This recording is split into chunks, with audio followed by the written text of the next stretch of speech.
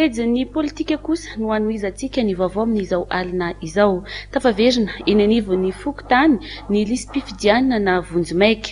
Betsaka ireo mpifidy latsaka tao anatin'ity lisitra ity raha ny zava-nisy teny amin'ny Fokontany ny fiadanana 3L no resahana. Ndao arahana ny fanadihadiny. Betsaka ny fahadisoana amin'ny lisy mpifidianana Vonjomaika izay tonga eny anivon'ny Fokontany. Ho an'ny Fokontany fiadanana 3L manokana dia niena ny isan'ny mpifidy voasoratra anarana ao amin'ny lisy mpifidianana. Betsaka ihany koa ny anarana no miverina indroa. Misy hoe anomalia satria raha nisy zao mpifidy nalefa tany amin'ny zarotany mpisida dia misy ny retranchement dia zay le anomalia zay.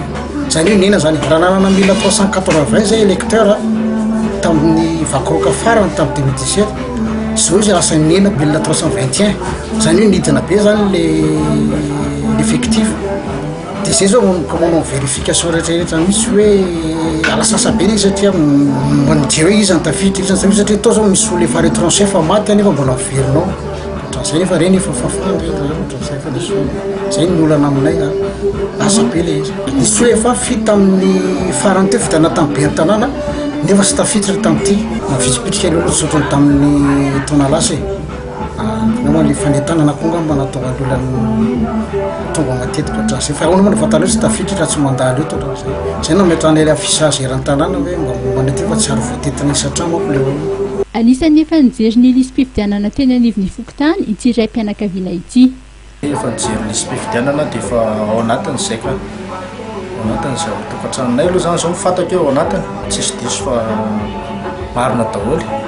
Zava-dehibe amin'izay moa zany dia faly zany tena mba hoe mifidy satria tafiditra ao anatin'le lisy mpifidianana ny tena dia faly mifidy indray amin'ny fifidianana manaraka. Manana hatramin'ny volana Aprily ny olom-pirenena manan-jo hifidy manamarina raha toa ka tafiditra amin'ny lisy mpifidianana na tsia.